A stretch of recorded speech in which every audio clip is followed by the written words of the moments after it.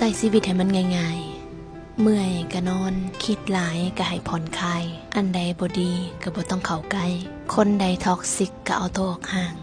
เรื่องราวใดบ่ดีก็บ่ต้องให้ค่าจริงๆชีวิตบ่จะเป็นต้องคบคนหลายให้ยุ่งยากบางทีกลับมาอยู่กับตัวเองแน่ก็ได้ลองใช้ชีวิตแบบสันโดษอยู่ตัวคนเดียวและลองกลับมาทบทวนตัวเองเบิ่งชีวิตเฮาตอนนี้เหลือคนดีๆอยู่สักคนที่เฮาควรจะแคร์ลองทบทวนบางว่าที่ผ่านมาสิ่งใดที่มันเป็นกำไรในชีวิตเฮาเฮ็ดความดีเอียงมาแน่แล้วอันใดที่เป็นผลงานที่เฮ็ดให้เฮาภูมิใจสิ่งใดเฮามักเฮาก็เลือกที่จะเฮ็ดต่อสิ่งใดที่มันบ่โอเคก็ตัดไปได้ถ้าเฮาเข้าใจตัวเองจริงๆบางทีเฮาบ่จำเป็นต้องไปเป็นแบบไผก็ได้บ่มีหน้าที่จะต้องไปอิจฉาผู้ใดถ้าตอนใดที่รู้สึกว่าใจมันว้าวุ่นกระวนกระวายจนเกินไปถึงเวลาที่เฮาควรกลับมาดีท็อกซ์ใจตัวเองทุกเรื่องเฮาจะเป็นต้องเลือกเลยเพราะใจ